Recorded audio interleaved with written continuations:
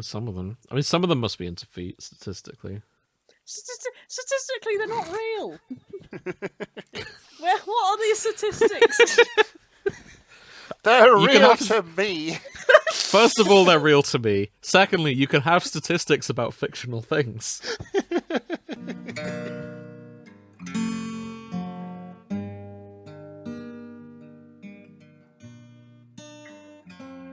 This reminded me of something I've been wondering for a couple of years now. Oh, yeah. I assume, as Brits, you're both familiar with Larry the cat. Yes. Do you think he's been replaced with a stunt double? I mean, he's a fucking old cat, and he always had, like, a... He's been in office for 15 years now. Right.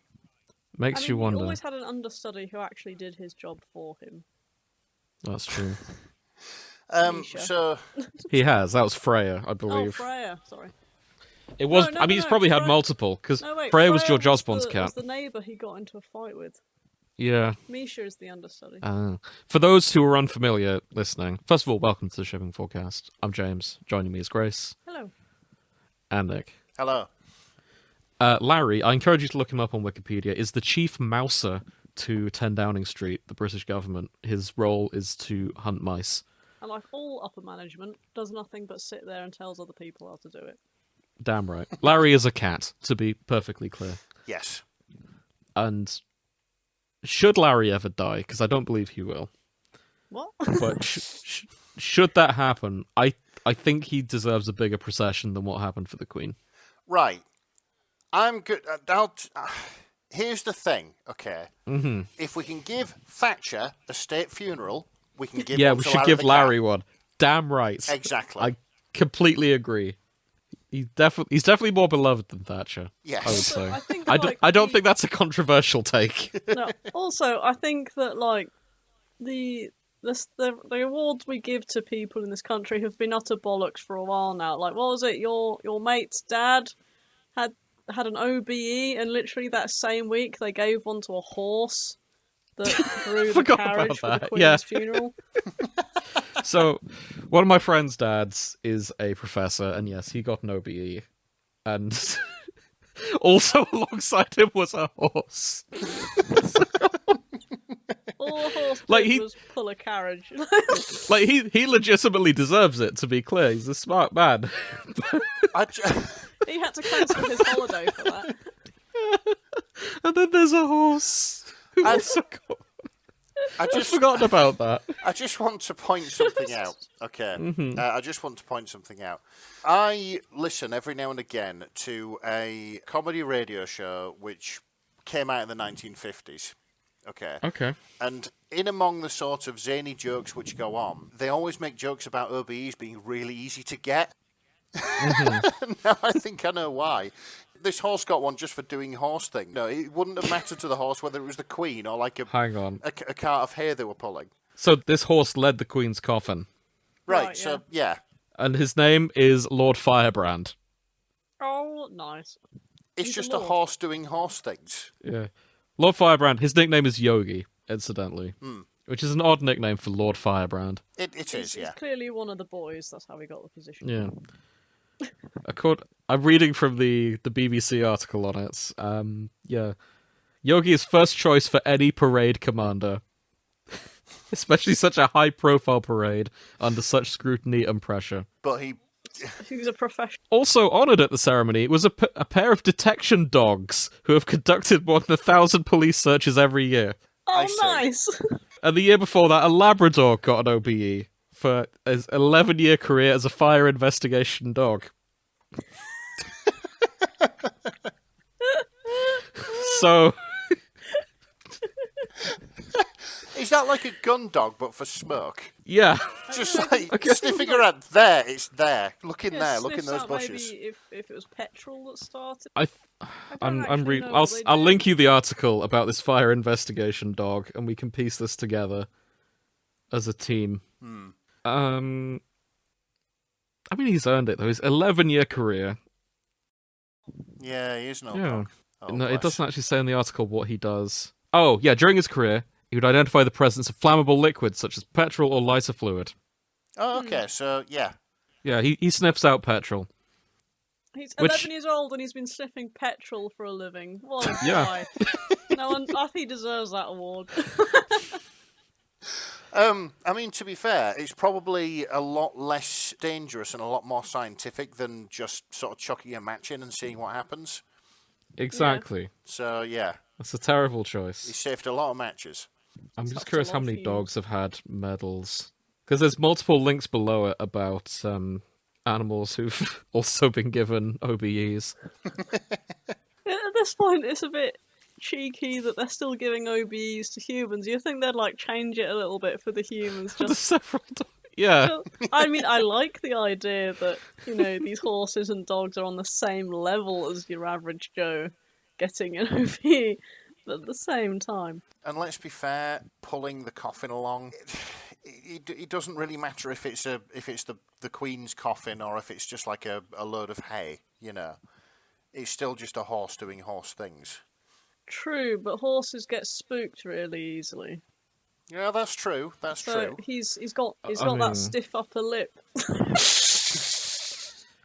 I wish they gave out medals for being very brave to everyone, to be honest. I mean, Because- they kind of do, isn't that like the idea behind the Victoria Cross? I mean, Yeah. It was for outstanding levels of bravery. And they did, know but what they I didn't want to mean. give it to everyone in case everyone started doing stupid shit to get the medal. yeah. Do you know that the wheel turns don't and know. nothing is ever new? I suppose we can replace like the everyman's VC with TikTok views now, can't we? So Oh god. I'm just looking through the list for this year because I couldn't find any stats on how many animals have received an OBE. It is mostly humans in this list so far, right, okay. Could as far you as I'm imagine aware. if they weren't differentiating the animals and some of these human names you're saying is just the first name of the animal and then the last name of the owners? Yeah, Like they do with that the makes vets. sense. Oh Is dear. Bernard Jefferson here? I hadn't thought of that. Sandy Anderson? Anyone? Okay, I'm confident none of these people are dogs or horses. I will research this for next time, find out if any good cats have received OBEs. I feel like someone must have done over time. Yeah, this is it. Can you nominate someone for an OBE? Oh, I don't know. I think Can you the put their Prime name? Minister has to do it, or maybe the King picks them out. I don't know. If anybody could do it, I suppose there's nothing stopping people just getting together and nominating one of their mates for a laugh. Yeah. But how often do people think of doing that? We're going to nominate Darren because he's a fucking hero to the sesh, a proper lad. Absolute That's legend. slick. Yeah. Yes, sunk 15 pints in 3 hours last rugby tour we were on. Yeah. I'm looking. There must be a. Okay, yeah, there is a form that we can fill out. Oh god. Yeah, you can just do it on the gov.uk website. The scope for shenanigans here is You need 2 or more letters of support. That is the only. Oh, There's and a 3 of document us. that prove.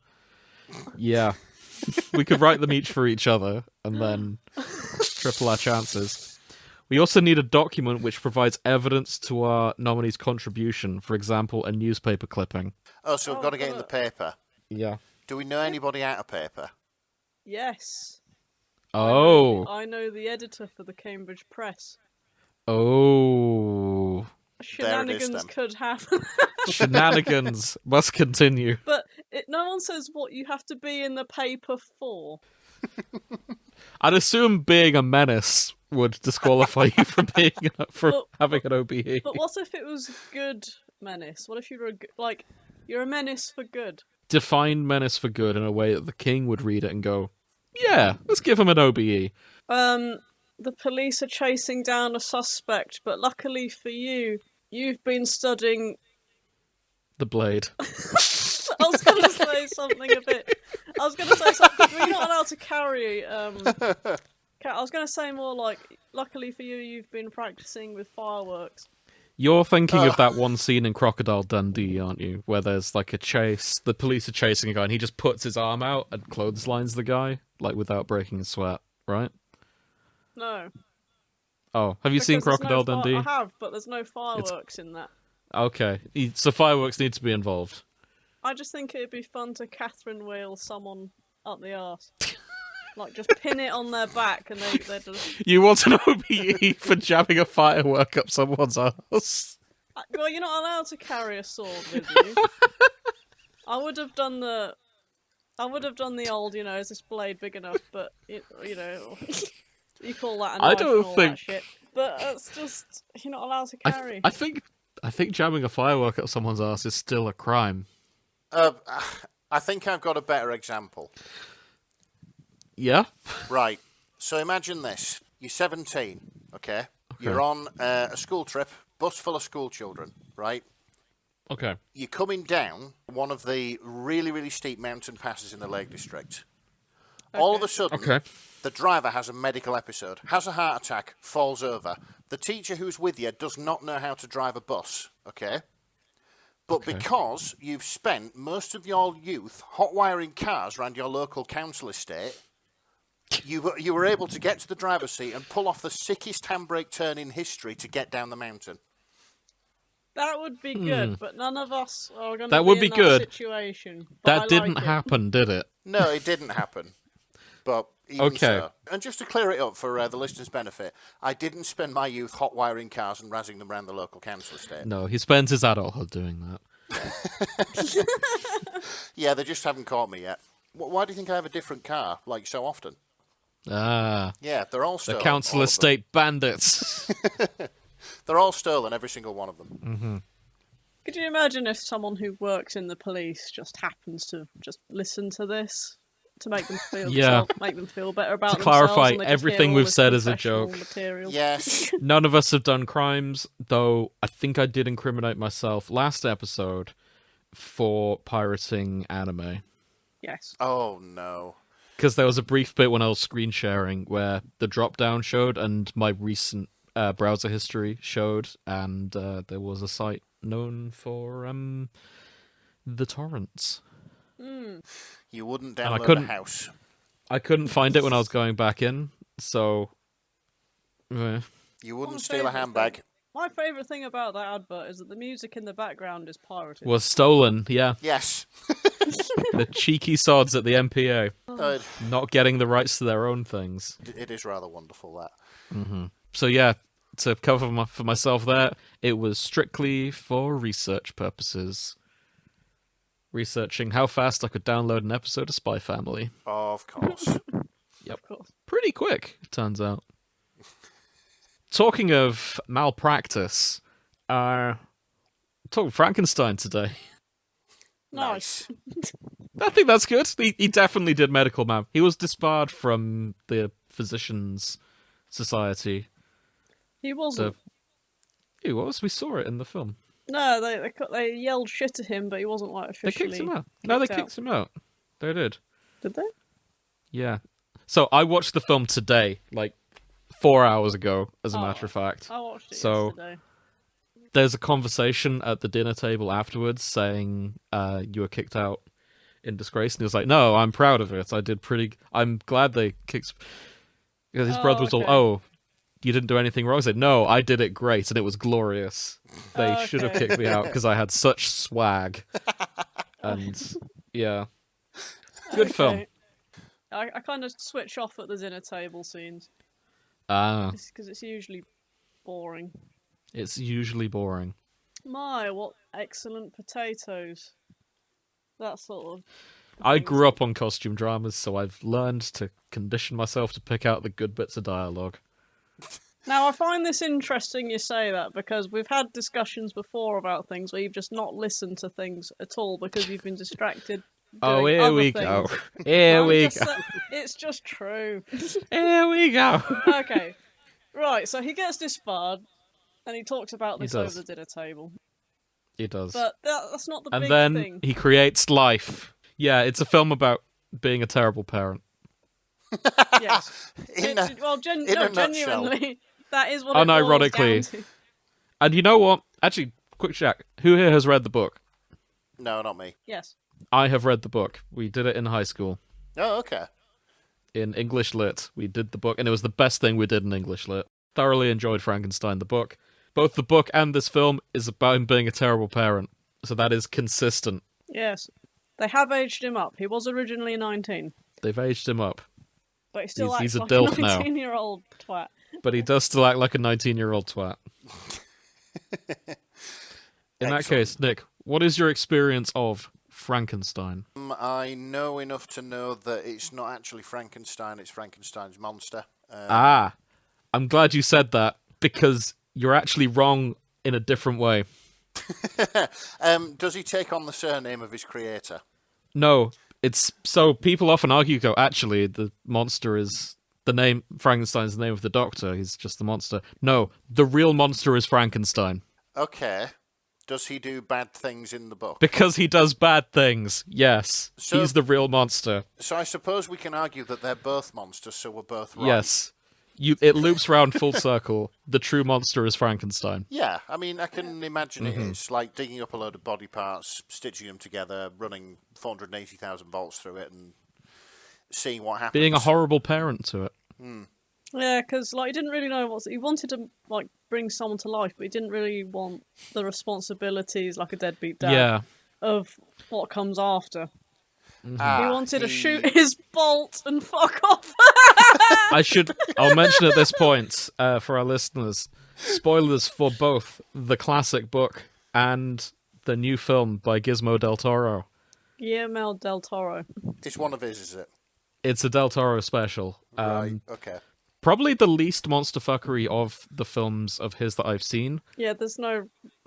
I suppose Pacific Rim is probably less sexual in terms of its monsters, but I mean, yeah.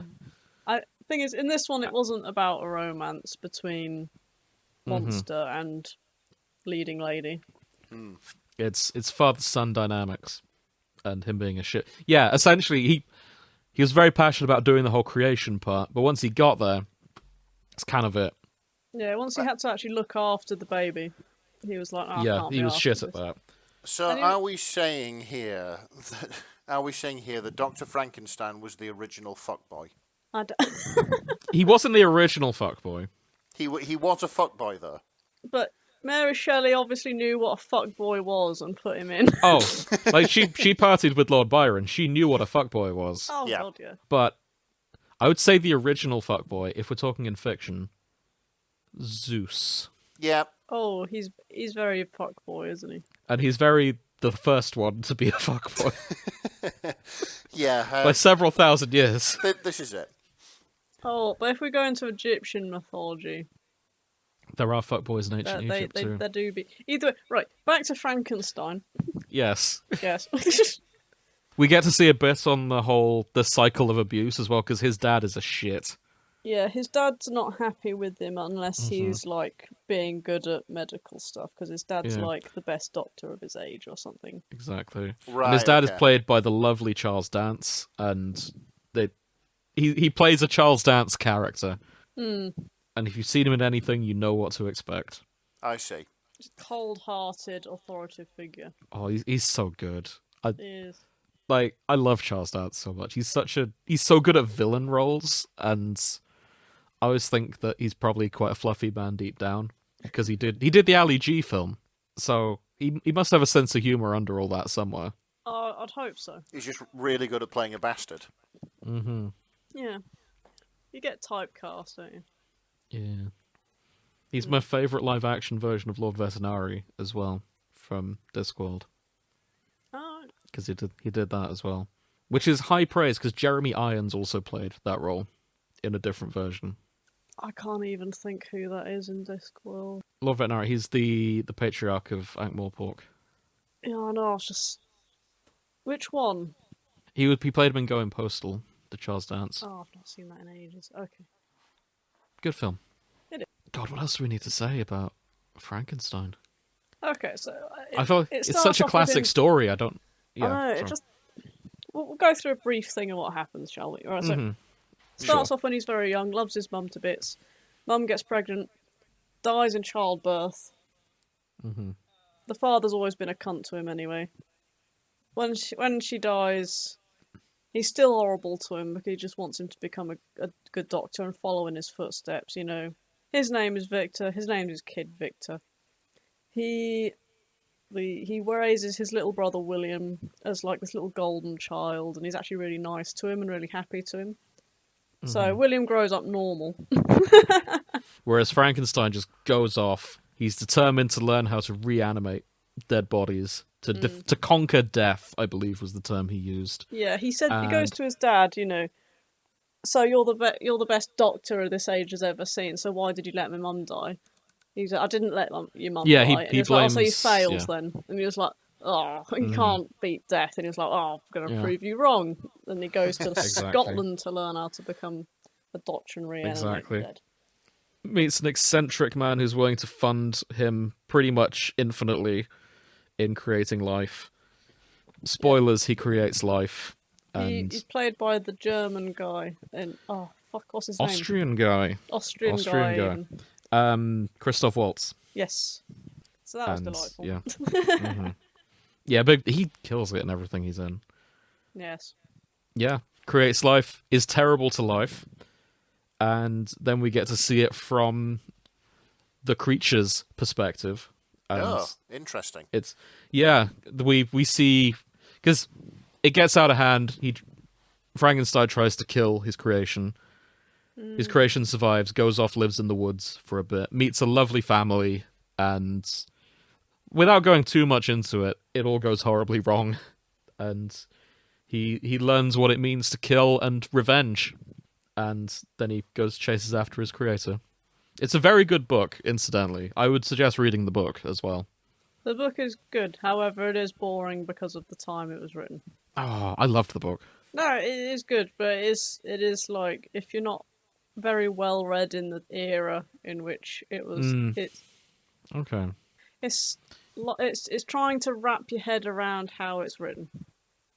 Yeah, you need the patience for books of that era. But Nick, I think you have that. Yeah, I mean, I know it's not exactly of that era, but one of my favourite books of all time is H.G. Wells' The War of the Worlds. So Yeah, it's not far off. Yeah, it'll probably be similar. fine then.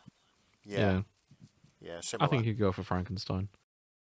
And yeah, they end up in a bit of a struggle. The creature wants to not be alone. He wants them to create a second one, and Victor's not having it. And Not having it, accidentally kerfuffle. shoots the bride, Yeah, trying to shoot Frankenstein. yeah. Frankenstein gets upset, carries the bride off. Bride dies. Yeah, then Victor ends up chasing. There was someone mentioned to me. Have you noticed that Victor drinks a fuck ton of milk in this? Which is He like, does, doesn't he? It's like the archetypal he's got mummy issues thing in media at the minute, isn't it? Like I the did wonder what the Homelander and significance all of that is. Yeah. I see. He did have mummy issues, because there was that line about his mother being all mine when the dad's not around, Yeah. which I felt was a bit creepy. Yeah, a Yeah. little bit weird. World falls apart when she dies, and then his love interest is the same actress. Oh shit, was it? Yeah, Mia Goth plays his mum. Oh shit. And his I d- and Elizabeth. I didn't pick up on that, Oh no. because yeah. She spends the entire film looking like the 19th century equivalent of an alt girl, I should add. Yeah, that was Okay. the costume department doing that. The costume department were killing it. I'll post a picture just so you can see what I mean Yep, sure. by that. I'm thinking mostly of this outfit. Where are we? What, the green one? Yeah, or blue. Like, look at the hair accessory. Okay, I can see it. Like, if you were trying to adapt, what's her face from Scott Pilgrim into the 19th century, that's the outfit you would choose.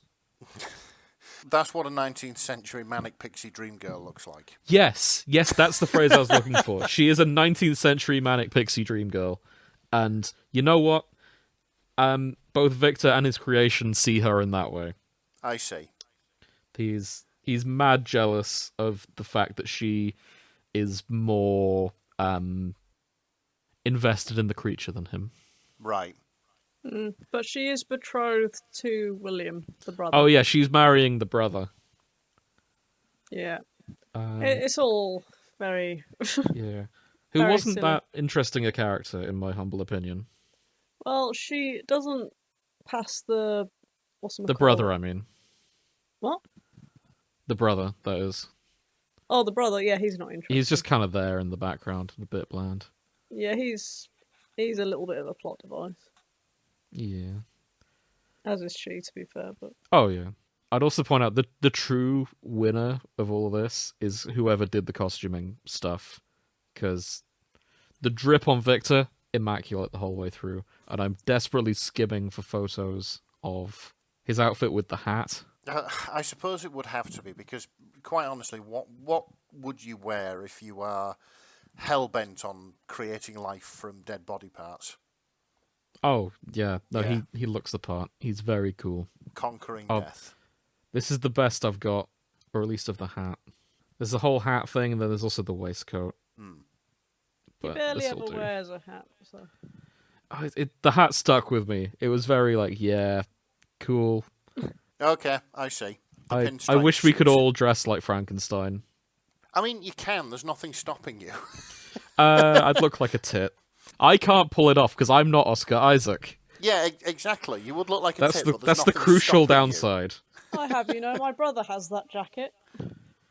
Oh, of course he does. There's the waistcoat fit.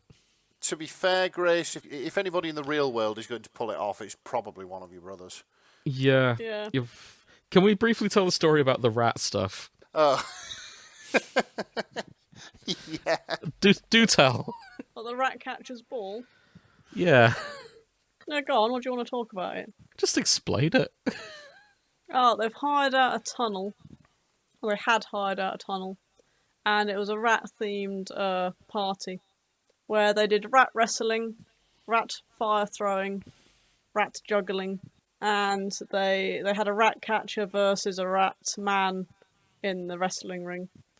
All humans dressed as Rats. different things. They're Yeah. a secret society of actors, of all things. Your brothers just have such a strange life. Yeah, well, they've They got do. normal jobs, but then they go out and do this. Okay, good. They do have normal jobs now. Well, they do Yeah. have normal jobs now. Mm-hmm. They didn't always, did they? No, they didn't. To No. be fair, Yeah. yeah, Weird bunch. that was a success. Actually, that actually went really well. So they're going to try and nice. think of another theme for another thing. Oh, good. And again, it's in Cats. the tunnels of that used to be the train station in Temple Meads, Bristol. Oh, nice. Yeah, Yeah, very nice too. good venue. Yeah, I do want to go to Bristol. Yeah, So go I'll also visit post the while we're SS Great here. Britain, absolutely amazing ship. Either way, Yes. Yeah. There's also the creature, obligatory, Yeah. Yeah, let's have a look at the... of this version. It's played by Mm-hmm. Oscar Isaac, I think. Isaac is Victor. This is Oh. Jacob Elordi, I believe his name is. Okay. Yeah, Jacob Elordi. Again, I'm a little bit disappointed. What did you expect? Somebody less cunty than that. Cunt.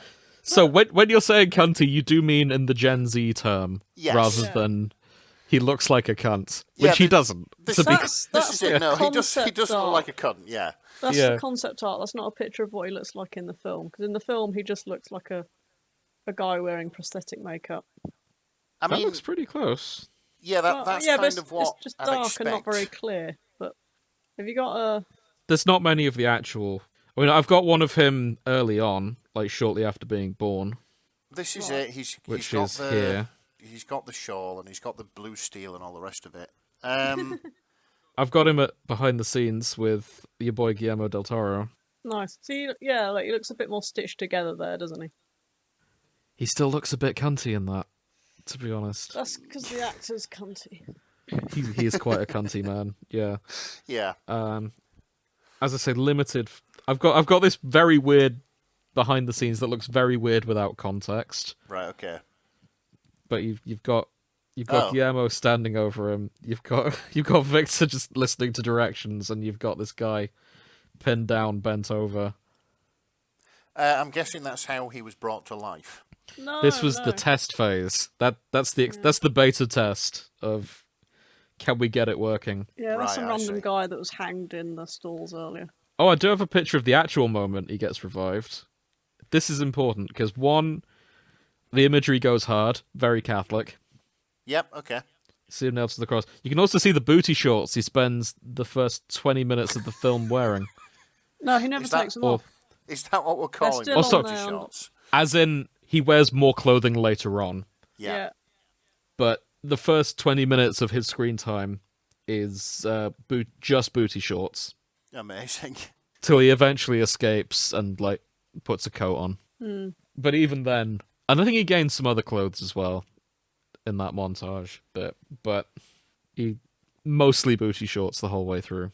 And that's about as horny as the film gets. Excellent. Actually, while we're on serving cunt, I'm just scrolling through Google Images at this point. Further evidence of Victor serving cunt as well in the Oh yeah, that's dressing gown. him being moody when His Elizabeth visits. broody dressing gown look for when the girl is more interested in the creature than him. Yeah. I see. So, yeah, he does get a bit like that. Other thing I want to point out, we did discuss this briefly as I was watching it. The tower. Oh yeah, the waterworks tower. Yeah. The funniest part of this film for me was when they were setting up the lab, and there's this bit of dialogue about how we've bought an old water tower that wasn't finished. Like, Right, it was under okay. construction, and then the war happened, and they go away. You look at this tower, it is an elaborate Gothic building with big staircases and a window and a spire. What kind of water tower has a spire? Like, it's Right. the least accurate water tower I have ever... It's impossible that this thing was a water Put a picture of the tower down before Nick argues, because lots of water plants are towers because they need to like have like I posted steam some and things and earlier. pump yeah. equipment. But just Let me- wait, I'll- Nick, wait. I'll just draw you to okay. the photos I took as I was watching it. It's- So if you go back to our little group chat, Yeah, it's far more gothic than it should be. it is the most Gothic water tower known to man. I took a shot of the interior. It's a bit blurry, but you can see the big Gothy staircase that... Okay, let me just have a look. Oh shit. Okay. Yeah, that is not a water tower. Yeah, I can. Because the thing is, what I was about to argue is the Victorians often did really, really amazing stuff with quite mundane buildings, like their water pumping stations and sewage works. They were No. beautifully crafted inside and all the rest of it, and grandiose outside. But yeah, I think that's even a bit much, even for the Victorians. That's I'll not a post some water tower. interiors as well. Like, this is the interior of a water tower. I mean, they did do it up, but if you notice in one of them, you can just about see the side of a face that's mounted on the wall, and that was always there. And there was no fucking reason for that to be in a water tower. But either way, they slapped the words Aqua di Vita on it and hoped it would make sense. It's belief completely... Suspense of disbelief completely out the window when they hit that scene for me. Yeah, this is it. But otherwise, great film. But come on, that's not a water tower. No, that is a big gothy castle, and I respect that you've done it. But also, come on, mate. It makes me think of like a behind the scenes for Lord of the Rings, where they're going, "Where's all the light coming from? The same place the music's coming from." All right. This is it. I'm quite curious now as to. I need to go and find like grandiose examples of water towers. Oh, please do. Anything humanity has built compares to that. I'd be shocked if any water towers look like this. Like there is one in Goole, not too far from me, but literally, it's utilitarian. It's not this massive gothic monstrosity. Exactly. Yeah, the ones I've seen have usually been like very brassy, very irony, next to a river, completely Yes. like big chimney stacks and things. Exactly this. Yeah, but I don't know what the fuck this looks like. Do you think that maybe there's like a Ghostbusters mechanic going on where the architect who made this water tower had his own plot going on, where he was trying to like Maybe. resurrect an eldritch god and the war happened and he had to quit it, and just somehow fucking Victor got That's his the only mitts on thing it. that makes narrative sense. Yeah. Eccentric architect. Yeah, because why else would you have a but- massive face on the inside of a water tower? Crucially, he has a point. More water towers should look like this. Well, You know, This- I feel like people would think it's some sort of weird cult if you did. Don't care. We live in the future. We should have cool buildings. No, true. We can afford it now. I think the coolest modern building is actually the Gherkin. Yeah, and it's hideous. It is. Yeah, it's pretty horrid. But you can't deny it's the most interesting of the modern ones. Yeah, but we should build... Actually, no. The most interesting building, in my opinion, is the one that sets fire to people's cars in London. Yeah, the one that looks like a giant walkie-talkie. Yeah, it is called in the certain walkie-talkie. times, there's certain parking spaces that will just melt because this thing refracts light in such a way that it's a death laser. The architect He did it again, didn't he? He's done loads, and they all burn people underneath it. Yeah. Yeah, And I for some remember you telling me reason- about this. And for some reason, they still let him do it in the middle of London, and it's just like, My okay. favourite architect. Let me just quickly shout him out before we move on I'll to tell you shipping. why I like the Gherkin, because it's built to do its own heating system and cooling system without using fans or aircon. Mm-hmm. I mean, that is pretty cool, but I'd rather it look like a big gothic monstrosity. Oh, absolutely. I think they could have made it look goth as fuck. Yeah, and like Exactly. even when you look back and you see some of the stuff, not all of the stuff that they were doing with brutalism in the 1960s and 1970s. Like, you know, why don't housing estates look like the Barbican? I think the Barbican looks fantastic, especially with all the greenery going on. It was never about style, it was about budget. That's what it was, isn't it?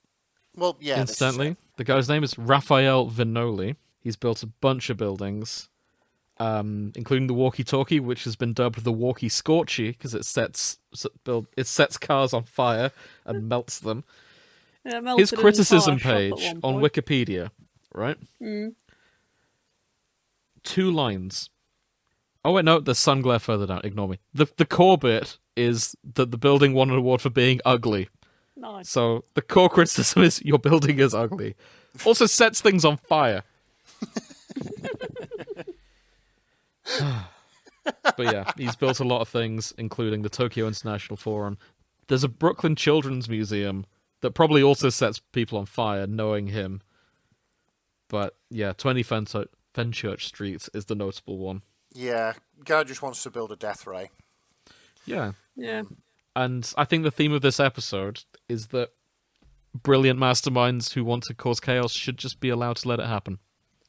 Do you think that's why they have now extended how long you need to train to be an architect for? Yes, Yes. undoubtedly.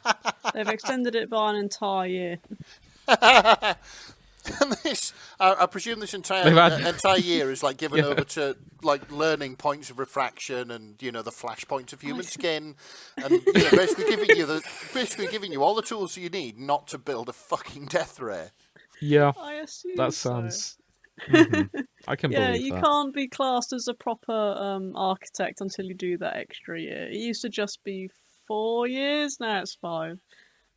Maybe they make you sign As long as it something. takes to train a doctor. Yeah, Yeah. exactly. Maybe they make you sign something equivalent to the Hippocratic Oath that you're not going to Promise use your not powers to for bad. Hippocratic Oath, yeah. Yeah. You know what?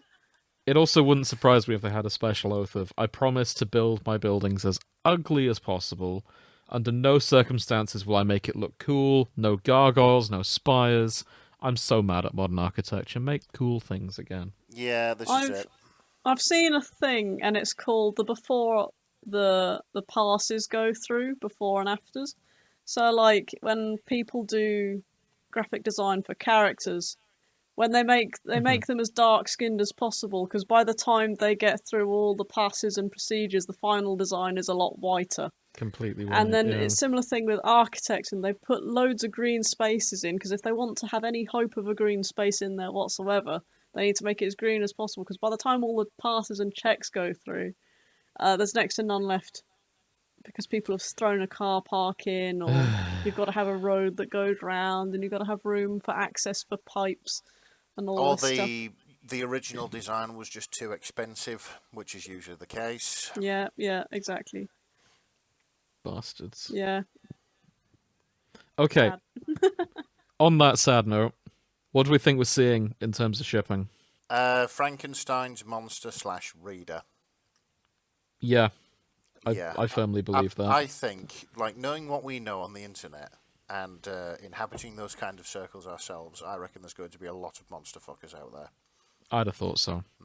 I think Victor/Reader also counts as monster fucking. Because he is, in fact, the true monster of this.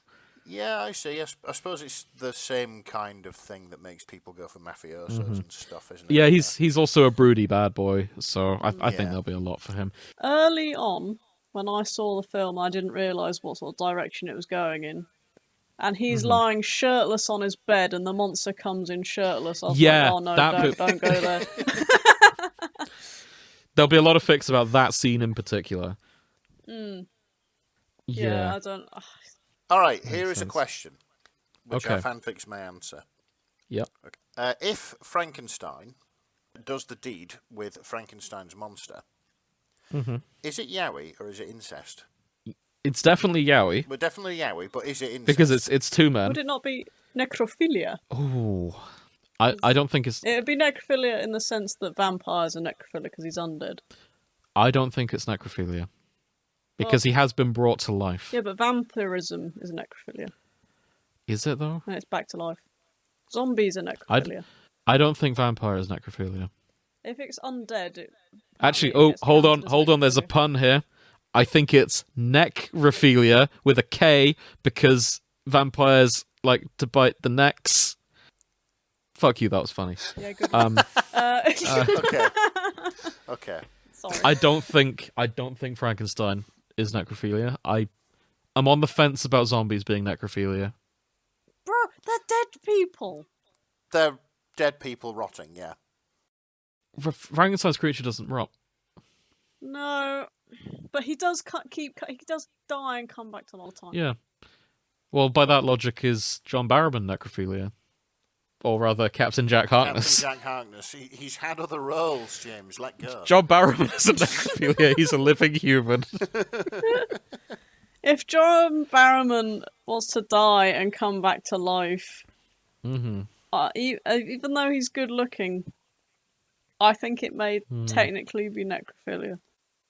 There's a really big one, but I'm pretty sure that if we say it, we're going to have to cut it out. Okay. Oh, go on. Jesus. Oh. Well, technically Jesus is dead. He died for our sins and went to heaven, apparently. I'm keeping this in because this is an interesting debate. Okay. Jesus came back through divine intervention. Right. He wasn't reanimated. He's not a zombie. Okay. And he came back... He was brought to life in the same way children are brought through life, assuming the canon of the Bible. His soul is granted to him, like any would be during birth. Therefore, not necrophilia. Okay. There you go. So your argument is that if you are brought back to life, it's not necrophilia? Yes. Okay. However, caveat, you have to be fully brought back to life, as in sentient, capable of conversation, capable of consent, for it to not be necrophilia. Yeah, fair enough. Which is why zombies, it is necrophilia, but Frankenstein's monster is not necrophilia. So necrophilia is sex with dead people regardless of consent. I suppose it so. It can be rape and necrophilia. Because the dead can't consent. But if you're undead, you can consent, but you're still a Frankenstein's dead body. monster can consent, crucially. Yeah. Is what I'm saying. And he's made of dead people. Multiple dead people. He's made of dead people, but he himself is not a dead person. He is a living being with his own thoughts and feelings. So are vampires. Yeah, and it's not necrophilia if it's a vampire. But they're dead. They were dead and reanimated. They're not dead. Okay. Oh, here we are. Okay. So zombies. Hear me out. Okay. The only difference is sex appeal. So let's say you have a heart attack, Grace. Yeah. You are dead for about 2 minutes before the doctors resuscitate you. Is it necrophilia with you after that? Yes. You're only saying that just to fuck with any future partner. Yeah. Right? Damn right. Yeah. You're saying that to win the song. If someone is legally dead and then they're resuscitated, that's not necrophilia. Right. You know what? I'm gonna look up what necrophilia means. Okay. Okay. Let's get a definition. This is an interesting debate. But I'm ready to believe that I'm wrong, but Honestly, the places we go on this fucking podcast. You started this, Nick. I know. I didn't think it would get that in depth. I was just making a joke. It's what I'm here to do. So my solve argument the is... Not okay, solve sexual the fun- intercourse with or attraction towards corpses. So if you find corpses sexy or you shag one, it's necrophilia. But Right. now I think we need it's to fair to define say- corpse. I think it's fair to say that Frankenstein's monster is not a corpse, because he is alive. However, He's he is also made many of corpses. corpses. Oh my god, also use many over time for necrophilia. Fucking hell, it shoots up in the 2019. When Zombieland Saga came out. Oh, no, it's just before 2019, sorry. So maybe... Roughly when Zombieland Saga came That's out. actually when Twilight came out. 28? No, it's not. No, sorry. It's just... Hang on. If I zoom in on it... Twilight was 2009. Hang on. Actually, when does Jacob the Werewolf come into it? Second book. Second book. So He's Jacob the good friend until then. yeah, this is it. Like the entire joke was Twilight is about one woman's struggle to choose between bestiality and necrophilia. Yeah. That's probably why. Okay, I've sent you a screenshot. Oh, God. Okay. This is going to be cursed, isn't it? So it's I actually need around the sleep. 2000s, necrophilia and red shoots up, but when they put a capital letter in it, it's a lot later, for some reason. Wait. But it originally starts climbing around World War One, which is very disturbing. What the fuck was going on in World War One? I don't know. But that second spike, there, on that graph, that's roughly when Thriller came out. Oh well. Yeah. Searching Google Books. Right, okay. Yeah, everything you wish to know about necrophilia, but we're afraid to ask. Are vampires? No, they're not. Actually, I guess it depends on the type of vampire. AI overview, if you'll have it. I don't trust AI overviews to settle this. AI overview. You don't trust it. Not to Okay, well, it was on your Not side. to settle this debate. Oh, well, yeah. Maybe. No, well, I'm a man of principle. AI Fuck overview. AI. Vampires are not technically necrophilia because they are undead, not inanimate corpses. And are capable Okay, so of that's the movement. definition. Right. So, I so disagree that's with the its distinction. reasoning, you know? I think some undead it is necrophilia. The thing is, if you're undead, you're still dead. Oh god. People also ask, do vampires have bodily fluids? What does God say about vampires? And do vampires still get their periods? Great question. People, I love people, don't you? No. People are horrible. I want to stay away from them as far as possible. Based on that one scene in What We Do in the Shadows, vampires definitely have bodily fluids. If you have sex with a zombie, is it rape or necrophilia? Oh my god. Why am I on here? Either way, it's a lot of the people saying necrophilia with vampires is not necrophilia, are all the people who are on the Twilight forums who have Of shame. course it is. For once, I think the Twilight forums are correct. It's not necrophilia. Shall we get into the fix? I don't think we're going to settle this debate at any point. Unless, Nick, do you want to make a ruling? Because it's clear me and Grace have disagreements. Okay. Settle this. Right. Okay. You'll So have one friend by the end of this. No, alright. Choose wisely. Right. So let me think of an answer that's going to dissatisfy you both. Hey. Okay. Okay. So I think it is necrophilia if the object of your affections is inanimate. Right. It's dead. Yes. But it's dead, inanimate. You know, not moving. If it could be something else. If, for example, it's a zombie and they're not all together there, because of course then they can't consent. It's like the difference between the ghouls and the feral ghouls in Fallout. You know, Yeah. ghouls are Okay. quite capable of saying, "Yep, absolutely, I would like to go to bed with you." Feral ghouls aren't, because their minds have gone ages ago, so they fail the Harkness test. That's what it comes back to. That's true. Oh, so you think it's completely reliant on the Harkness test, and not to Yeah, well- do with like the physical aspect of the corpse? Yeah, this is it. Because if it's necrophilia, it's having. I'd argue you that stop with- being a corpse once you can walk around and communicate. Yeah, it's having that's having whatever you want to have with something that is dead, effectively. Mm-hmm. Yeah. I think we cracked it. Cool. Come here for more moral... I would love to say that I'm glad we've had this talk, but I'm not. I'd be lying. Understandable. Right, okay. Let's just look. If you at home, into it, shall we? if you at home have any other quandaries you'd like us to debate, I've been having fun with this one. Why not write in to the fanshippingforecast@gmail.com, where you can join our Discord and just give us a prod, and we'll add it to a queue of intense things to debate. So, let's look at fics, shall we? I want more Frankenstein. Yep, fair enough. And Mary Shelley is not delivering. Well, isn't she dead as well? Oh, yeah. So, yeah, there we go. That's probably why. I can't hold it against her. No. Now, why has this author stopped writing? Oh, okay.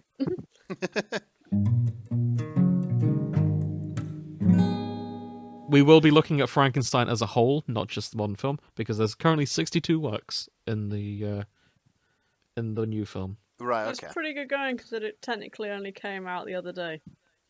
Yeah, there was a very limited cinema release mid-October that we did miss. Yeah.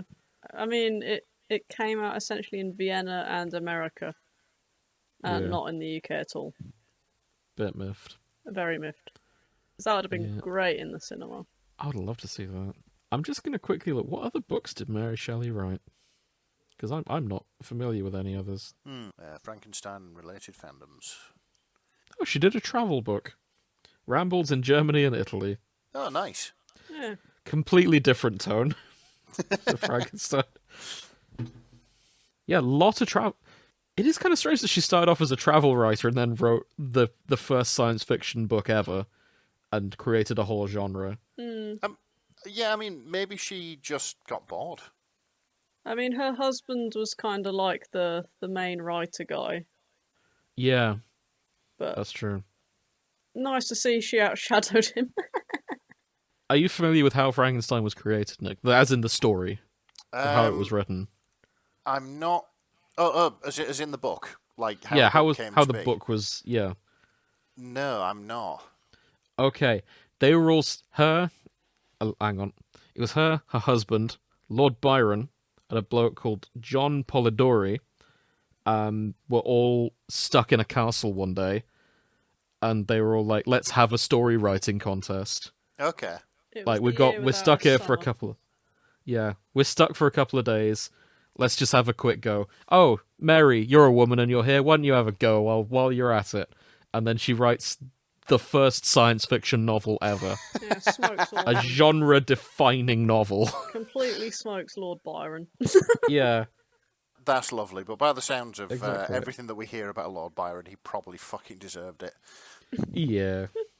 The other guy there, John Polidori, is credited, according to Wikipedia, as the creator of the vampire genre of fantasy fiction. So he wrote a story called The Vampire at the same time. Oh, so nice and simple. That's what it says on the tin. Yeah. Oh shit, that was also written during this night. So fucking fierce competition going on, eh? This one evening, if this one evening hadn't happened, Butterfly Effect, the world would be a completely different place. Probably wouldn't have Twilight. We wouldn't have Twilight. We probably wouldn't have my favorite book one of my favorite book in the world, War of the Worlds. Oh yeah. Yeah. So also Van Helsing wouldn't have happened. Ah, true. One of my favorite films, because no vampire, no Frankenstein. No, you're right. He is shipped with the reader. Aha.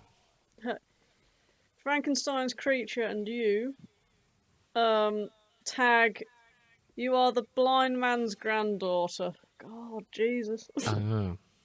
Wait, what, the granddaughter? Seems so. You could be an older one. I was going to say, she was very young. Yeah, I don't think it would have been that one, somehow. But, I hope not. You think he's the spirit of the forest and all that? Yeah. Oh, Nick, for context, while he's hiding out in the woods, he lives in the barn of this household. They don't know he's there. They don't know he's there. There's a blind man there who does know, but he sort of keeps it hush-hush. And he starts doing favors for them. Like, he hears, oh, we need more wood. He'll just go out and get them all the wood they need forever. And in exchange, he just lives in the barn, hides out, learns to read and talk from just listening into them. Okay. And that's useful for him. And they call him the forest spirit because they don't know. They're just like, oh, it's a blessing from the forest spirit that's left us all this wood. Yeah, they just think And it's built like a fence for us, yeah.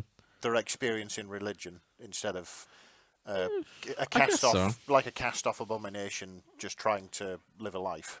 I mean, who would guess that's, he's fair chilling enough. in your barn.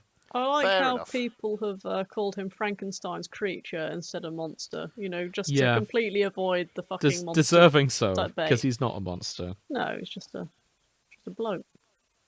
A child of a charnel house. Yeah, which is how he described himself. Yes. There's a lot of explicit about him, too. I've not seen any explicit yet. There's... I'm sure if I scroll I'll find it, but... Here we go. Let me post our first smut of the night. Oh, God. Or the most recent smut of the night. Here we are. I'm scared. This is These Fragile Things by Wolveria. It is the creature/reader. No. Okay. Of course it is. So we have explicit sexual consent. Sorry, explicit sexual content. I note necrophilia not in the list of tags. All right. Are we still on Smart. this? I'm just, yeah. Oh, and it's modern day, roughly 175 years after the movie. Therapy through sex, vaginal sex, intimacy, human-monster romance. No, I'm sorry, you've missed one there.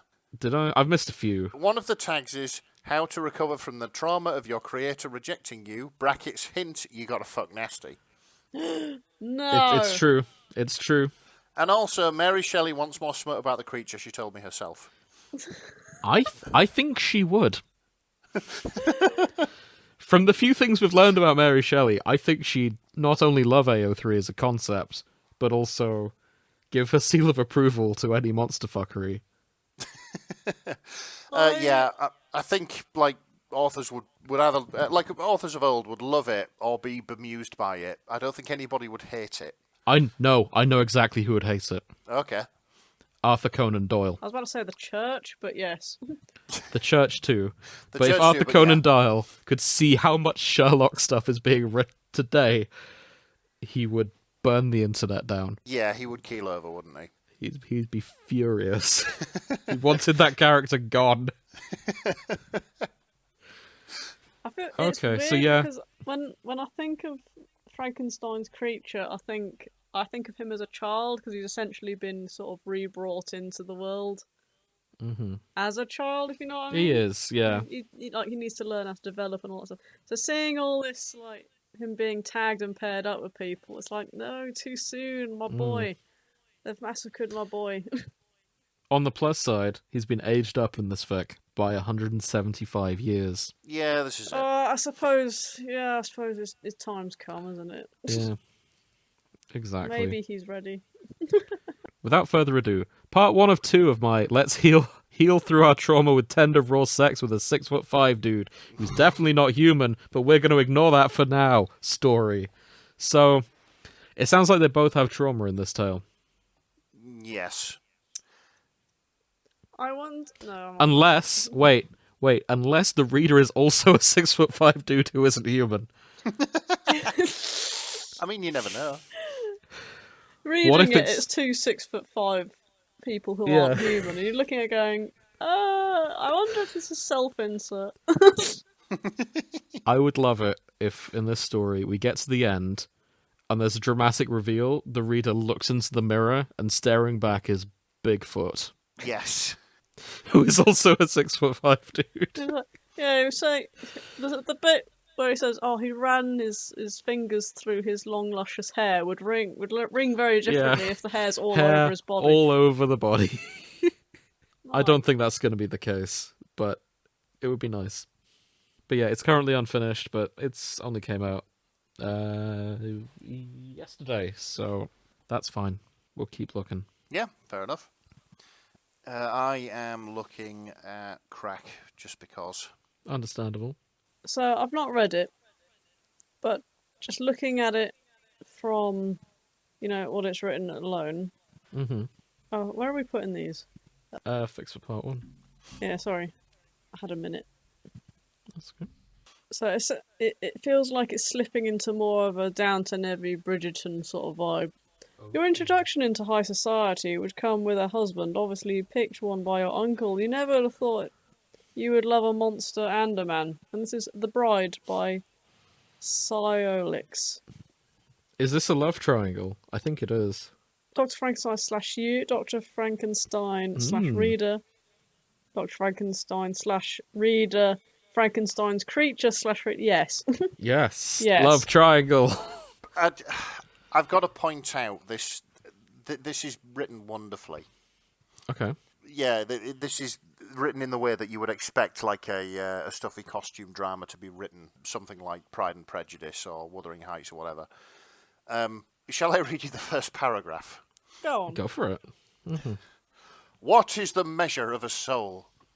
Is it in the conscious thought of a fully grown human, or in the gentle flutter of a ladybug's wings? Her brief existence on this very earth, made by the Creator, solidifies her as almost the same as us, but she is not capable of reasoning. She is nothing if not the agent of her instincts. Her innate needs drive every reason of her being.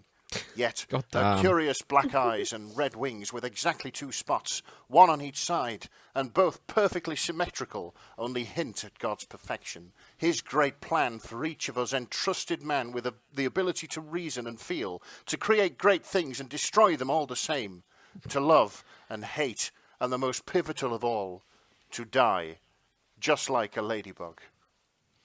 That's the first paragraph. It goes in hard, doesn't it? The author notes the English is not their first language. Well, I can tell They're doing probably really fucking well. Yeah, you honestly couldn't I think they're American because they've written Ladybug.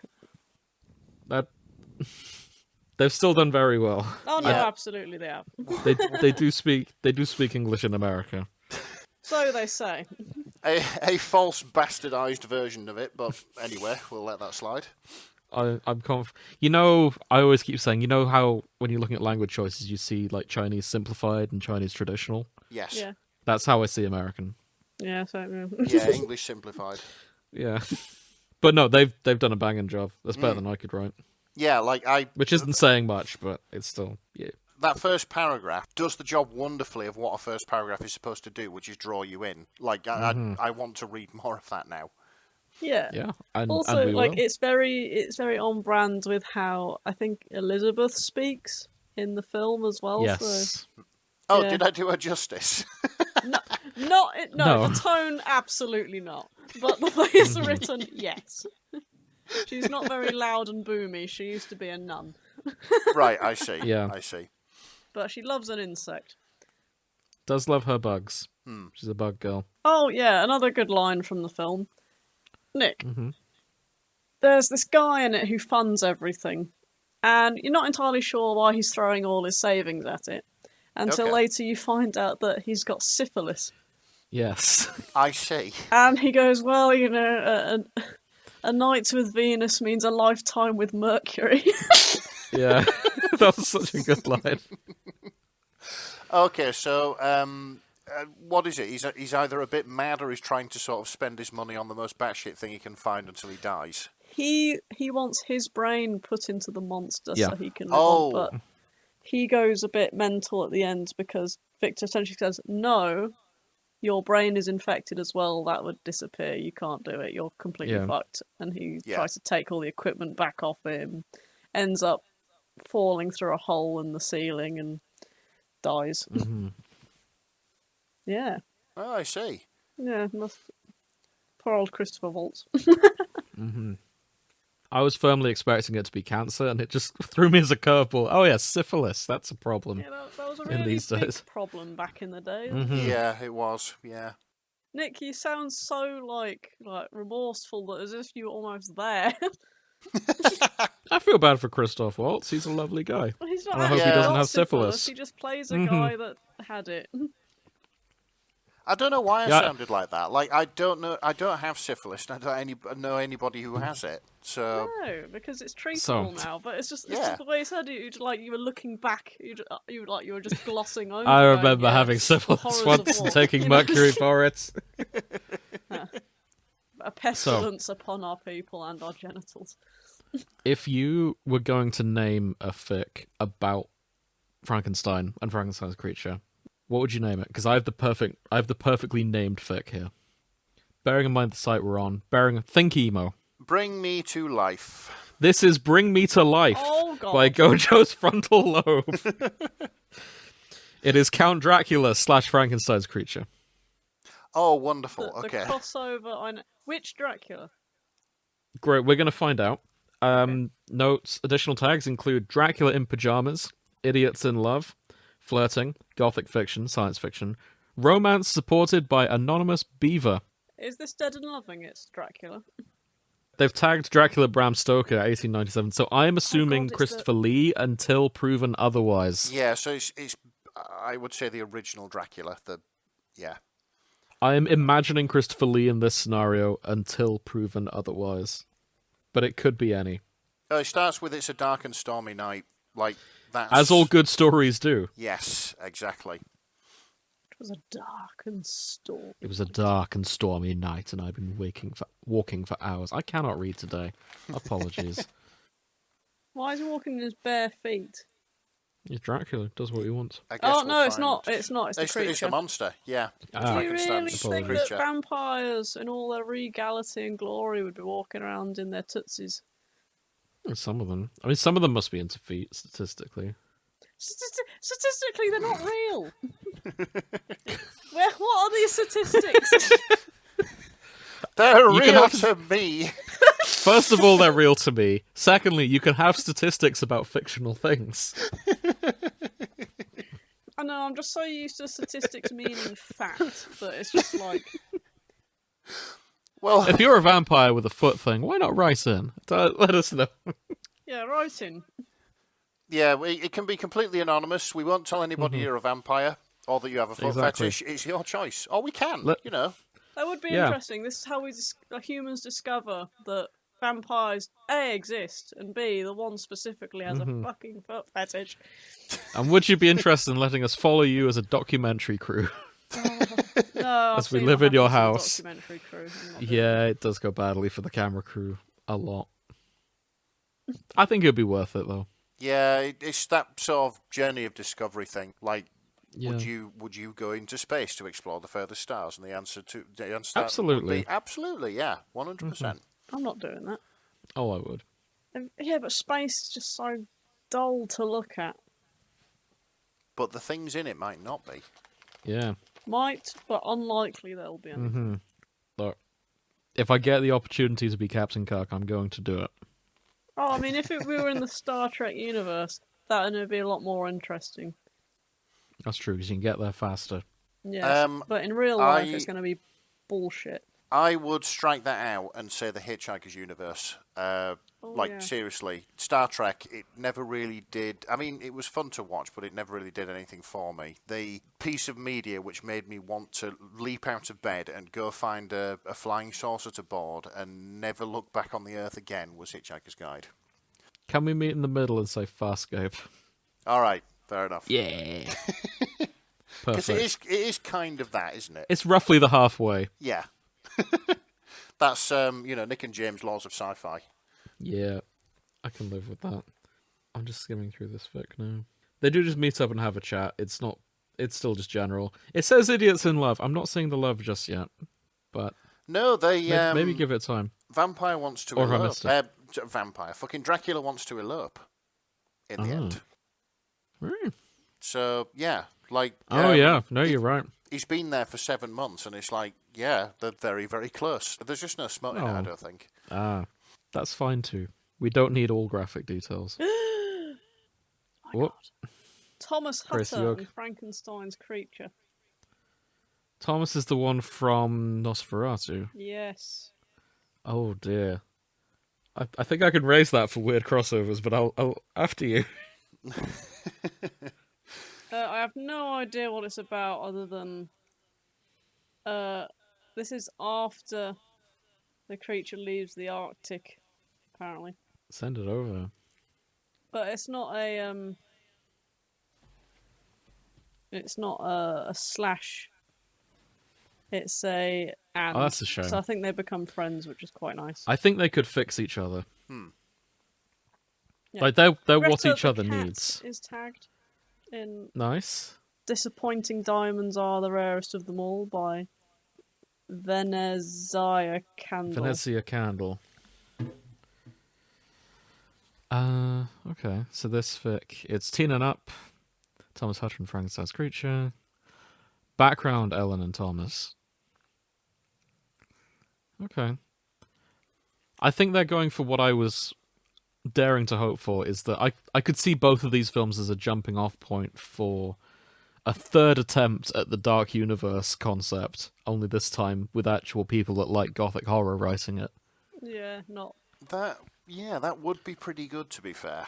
Not the dickheads who did the Tom Cruise one. Yeah, that wasn't great, was it? Yeah. As an aside, they're making a new Mummy film with Brendan Fraser Oh, he's come back and for Rachel it. and Rachel Weisz. They've both come back. Oh, beautiful. Both signed on. Very excited. It's either going to be really good or not brilliant. But I think it's going to be good. I dare to hope. yeah, fingers crossed. So I just had Fingers crossed. I just read this thing from the author who's like, I had no previous intention to continue it, but I walked out of my Frankenstein showing like, on God, I'm gonna get you some friends, big guy. So here we are, LMAO. Oh, he does need some good friends. And Yeah, it it is starts quite. off, he's being watched by cats. Okay. Nice. Yeah, Excellent. quite wholesome. That. Yeah. So he's left the Arctic, he's wandered back south, because presumably he was like, oh, it's cold. No, the first cat is a lynx. Oh. A friend-shaped predator. They are friend-shaped, for sure. Yes. And presumably he runs into Thomas while he's also fleeing Dracula's castle. Sorry, Nosferatu's castle. Excuse me. No, He Legally runs into Greta first, by the looks of things. Greta the cat. Yeah. That's Tom Potter's and Ellen Makes sense. Potter's cat. Which He gets to cuddle the cat. Oh God, it's cute. he deserves it. Oh God. And Oh, his then, wife's and still then alive. Mr. Hutter looks at him and goes, "Fucking hell." That's a big man. The second biggest man I've seen this month. I think he thinks that he's a vampire because he's like, oh my God, he's in the sunshine, and then he's like, oh no, no. Clearly got some flashbacks from the old Dracula and all that. Makes sense. Though luckily, the creature had the decency to wear some hot pants, and instead of just hanging dong like Nosferatu. Yeah, it's true. Because Nosferatu, he's not a lover. No. And he's got a weapon. He does have a weapon. That thing was huge. That's what you get when you sign your soul to the devil, I guess. Well, you think that's a side effect? Not just vampirism, but huge dong. Well, I mean, you can't die. So you might as well, like, I don't know. So you might as well have a huge cock. Well, I mean, you know. I cannot possibly relate being a woman, but it's just like. If I became a man overnight, I'd be like, no, I think I want that. I see. Makes sense. This seems very cute and fluffy, unlike the conversation we're just having. Yes, it yes, does. no, it genuinely is, like, just quite fluffy Yeah. so far. Yeah, I'd recommend this. Let's put that out there. Before we look at what Nick just posted, I'd like to raise you the weirdest crossover that I thought possible. Yeah, Okay. go for it. I just posted it there, so I know it was there. Any guesses before I drop this? Oh, okay. Give us a hint. It's a film I liked. The Iron Giant. No, that would be interesting though, because Iron Giant does have very similar plot in a way, of like becoming human when you are created to be a monster. I have seen a crossover with Shadow the Hedgehog, believe it or not. You beat me to it, Nick. There we go. I was Oh, probably talking really? about the same one. This is Templars of Valor, and it is a crossover between Frankenstein and Sonic the Hedgehog. They get yes. everywhere. They do. They do. Shadow has joined the Templars of Valor, a guild on Sonic's world that sought to put an end to all practitioners of the dark arts. Yet when faced with a creature like no other, even Shadow stands no chance. Shadow, meet Frankenstein, a genetically engineered monster created by Dr. Frankenstein, with the sole purpose of replicating necromancy with science. Can Shadow overcome the odds and win against such a powerful being, or is he doomed? So, yeah, this is Shadow fighting Frankenstein. Yeah. Frankenstein's creature. My money's on Shadow, to be honest, between the two. Well, hasn't he got a gun? Yes. Well, That does go, nothing, then. right? No, like, we see the creature take multiple gunshots and just shrug him off. The bloke's Yep. taken being shot at, bit by wolves. He's taken a blunderbuss to the face and dynamite, and he got back up. Here's the Yeah. thing, though. When was Frankenstein set? 19th century. Yeah, how new is Shadow's gun? I don't think it would matter. Really? I think a blunderbuss is more powerful than a shotgun. Oh, that was a cool blunderbuss as well. Yeah. But also, he was holding a stick of dynamite. It blew up, and he was fine. Yeah. Right, okay, so, yeah, they've made him invincible then. I don't think... He's He just not heals. invincible. He's like Yeah. Wolverine. Yeah. Right, I see. He'll get back up eventually. Even if you manage to kill him, he just comes back. Yes.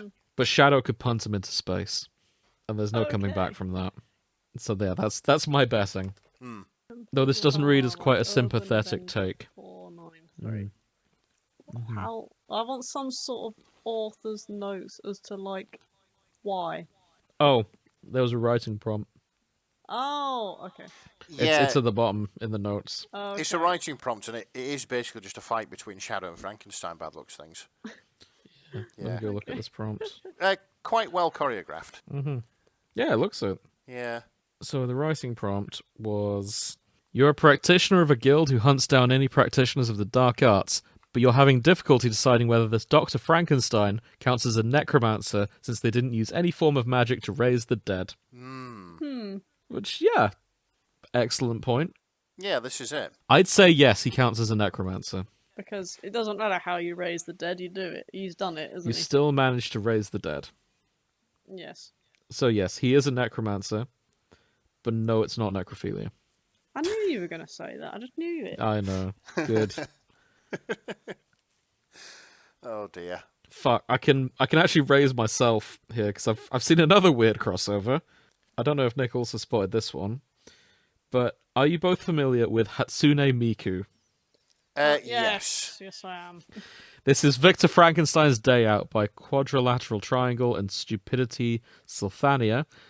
The crossover is between Frankenstein and Vocaloid, the characters Victor Frankenstein and Hatsune Miku. Oh, yeah. I think I did have a quick look at this. Are you familiar with? I think it's a game called Frantic Fanfic. Yes, I am. Yeah, I think this was written on Frantic Fanfic. So... Well, you get several prompts, and well, you each submit a character, then you both have to like write something.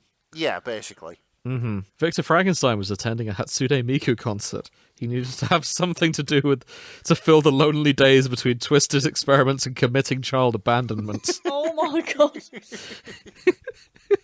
He managed to get some pretty decent seats. Was clutching his Miku-style glow stick in anticipation. So, this is at least authentic to the Frankenstein story in that he is doing child abandonment. They understand the story. They've got the basics. Yeah. Nice. The fundamentals. Where does the gay panic come in? Because I think Miku thinks that Victor is gay. I mean, it's not impossible. They were perfectly friendly. They couldn't do anything more than hold hands yet because they weren't married, but the time would come. I mean, Elizabeth was an extremely close friend, and that's really the best you can ask for in a betrothed. Yeah. Oh, here we go. No, Victor feels butterflies when he looks at Henry Clerval. Oh, yeah. So, yeah, he wonders whether he's, gay or not. Is that a misspelling of Henry Cavill? No, wasn't Henry Clerval a character in Frankenstein, maybe? I don't think so. Oh, no, apparently, maybe it is. Yep, Henry Clerval. Yeah, there you go then. Apologies. Okay, he wasn't in the film, Right, okay. I think. Yeah, I don't recognize his story from the film.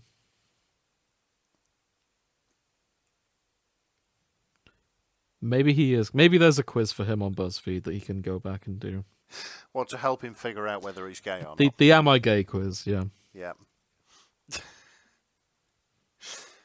Excellent. I keep scrolling down. It keeps getting weirder and weirder because I've just seen Winnie the Pooh directly below that. There's a lot of weird crack here. I mean, That one's it's AI generated. Fuck off. Oh yeah, no, we're not touching that. Yep. I'll replace it with the one I found, which is called "If Frankenstein Wasn't a Moron" by Lime Soda. Yes, I've just been skimming this. It's delightful. Yeah. Yo, Vic, Yes. Frankie, this isn't ethical. We shouldn't do this, Igor said so eloquently. His eyes filled with sparkling tears. But Igor, Frankenstink, But I want to make a man. Suddenly, Elizabeth entered. I guess she was hiding in the corner or something. Frankenstein, don't. Okay. Okay. Then epilogue. Oh, I love... The epilogue's written in the style of, like, an 80s sports show epilogue, where they do, like, the flashbacks. It's Frankie went on to become a successful scientist and made many advances in science and medicine before tragically dying in a horse racing accident at the age of 69 when he drunkenly wandered onto the track while a race was happening. Dude. I want to see the comments on this. Right, somebody thinks it's the best damn Frankenstein fic ever. The fucking end. I've never actually read Frankenstein. I don't know, you seem to understand it pretty well. Oh, in the comments, I've actually read Frankenstein now, I just didn't feel like editing the text. Oh. So they eventually did read Frankenstein. I'm actually planning on redoing this one. No, done. No, it's perfect. If you want to do it, if you want to redo it, do another one, but just leave the old one up. You know, Just, they haven't written another one. Not yet, at least. Yeah. Though they have written a One Direction being sold to One Direction fic. What? Yeah, you remember being sold to One Direction. Oh, I thought you said One Direction being sold to One Direction. Sorry, like, yeah, I misspoke. Them being sold to themselves, which is a little bit strange. They're saying that they're being sold to One Direction fic. The tags also include non-sexual slavery, but also organs, death, blood violence. I really can't read today. And human sacrifice. So you're being sold as a sacrifice to One Direction? Yeah. I see. Bloody hell. Crikey. Thanks, Lime Soda. I love how your brain works, but only sometimes. Oh dear. Okay, what else have we got? Oh, right, okay. Legally Blonde. Really? Okay, that's mostly Dorian Gray. So this fic has the following fandoms. Legally Blonde. The Picture of Dorian Gray. Frankenstein. The Strange Case of Dr. Jekyll and Mr. Hyde. And Bram Stoker's Dracula. That's a hell of a crossover. Yeah, I realise I'm straying far from our topic, but I'm going to post it anyway, because that's... It's like the League of Extraordinary Gentlemen plus Legally Blonde is there too. Maybe this could be like a fanfic thing. You know, it ends up as the Legally of Extraordinary Gentlemen. The Legally Blonde Cinematic Universe. This is Pretty Little Lawyers by Victor Graham. The Legally Blonde Extraordinary Gentleman. Summary. No one messes with Dorian Gray and gets away with it, which is why after his boyfriend, Henry Wotton, broke up with him, he made sure to get into Harvard to show that bastard he could not only be serious, but be even better than him. So this is the plot of Legally Blonde, as told by Dorian Gray. Like, I'm wondering where they're going to work in the agelessness and the portrait in. I'm not sure they will. No, I'm not sure they will, but if they do, mad props. So this is part of a series they've done called Gothic Lit Virus. And what they've done is they've taken several classic Gothic Lit stories and just added them to different things. There's another one that does the same with Mean Girls. Right, I see. So where Dorian Gray is the new kid at the school, and then Victor Frankenstein is the bitchy one, whose name I've forgotten. Regina George. So it's more like Gothic chick flicks, effectively. Yeah, Yeah. but with the men from classic Gothic stories. God's sake. This is brilliant. Yeah, it's a hell of a concept. And there's Percy Jackson in here too, which I think fits less than Mean Girls, but they're onto a winning formula. I hope they do more. Yeah, fair enough. I'd love to see it. Yeah, I've had to stand up now. My back is hurting from that chair. Oh, sorry. I mean, we can start wrapping up if you like. It's entirely up to you. I'm fine now. I'm stood up, so Okay. I'm seeing if there's anything else under. Oh, that's a shame. There's one here called the Sherlock Horror Picture Show, which Is that apparently Rocky Horror with Sherlock Holmes? It kind of. One of the tags is Sherlock Frankenstein, not slash. Like he is Sherlock. Frankenstein's creature is Sherlock. But I think it's in Russian, so and I can't read Russian sadly. That's fair. I've realised, quite foolishly, I never sorted by kudos, looking at the fandom of Frankenstein in general. And the most popular fic by kudos is called The Curiosity of Man by Dharma's Apt 213. Okay. It's explicit. It's creature/Victor. Hang on. That's Dharma's apartment, I think. Yeah. I think you'll find. Right, so we know what to expect here. Yep. So we have size kink, curious creature, mentions of anatomy, spit as lube, gaping. What's dacrophilia? This'll be. Do you know what? This'll be the word that we were looking for to describe sex with the undead, won't it? Hang on a Possibly. It's also monster sex, pillow princess Victor, monster fucking, and Victor is a twink. TM. Okay. It's where an individual is sexually aroused by tears or sobbing. Oh. So I'm there it is. not sure I'm a fan of that. Yeah, but I'm not sure I'm a fan of that, but we move on. I'm here for the monster fucking, though. Well, yeah, that's what it's anybody's here for, very really. common in yaoi, though, isn't it? It is quite common in yaoi, The come to think bottom of is it. always crying for no fucking reason, but they're happy That's about true. it. It's just like, And Victor bottom, is the bottom by the sounds of it, because he is a pillow princess. Of course. He's just a big bitch. So I'll read you the summary. A beast, an animal, a monster. Dr. Frankenstein knew what he was creating. He'd done it before with rats and squirrels, and even a cat, but this was new. He was trying to make himself a man built from all the best parts of men before him, a patchwork of muscles and the handsomest pieces he could find, a man to keep him company. Victor didn't expect his creation to be so curious. So this is the most popular fic on Frankenstein in all works. I And see. it's very horny. Yeah, it looks it. This is Twink Victor creating a fuck buddy. He's essentially made someone to rail him. He's made Yes. someone to rail him. Yep. There is a sequel called Human Emotions.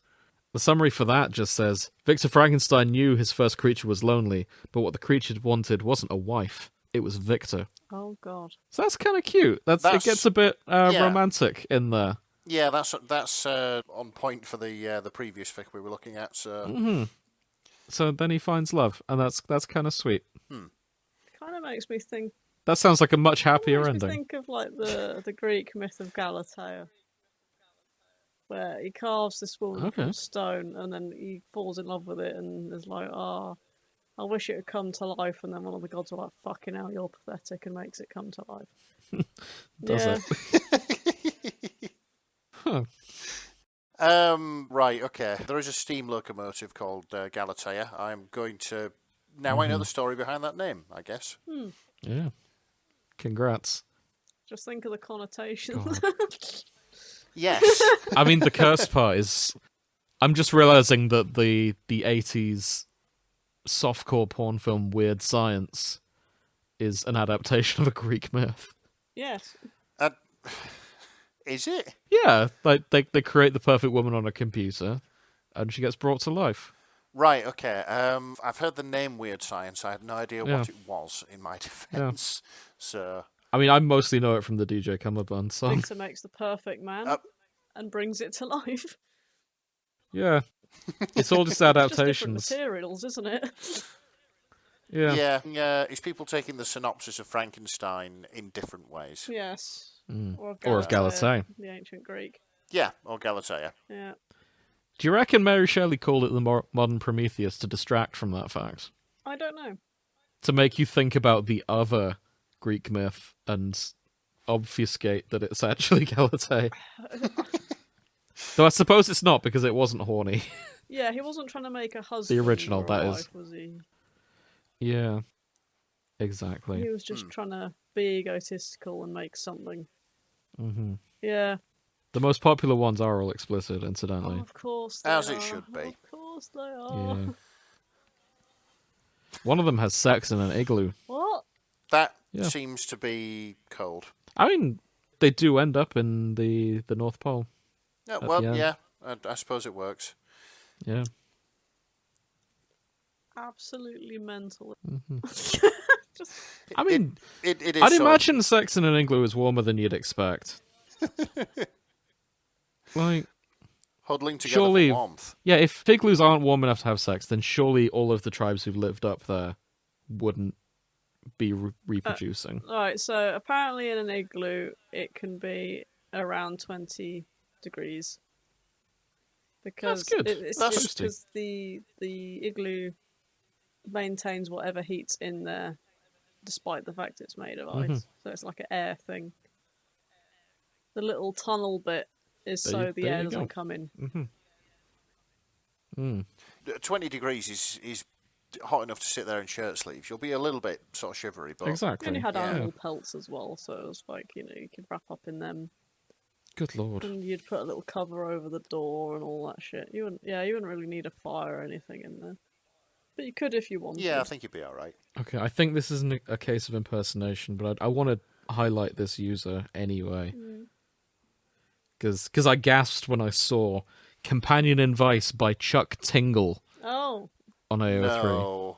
No, it's not. I don't believe this is the Chuck Tingle, because they're writing about the Magnus Archive and Hatful Boyfriend and but things you like just that. don't know. Write into Chuck Tingle and be like, yo, this you. Is this your account?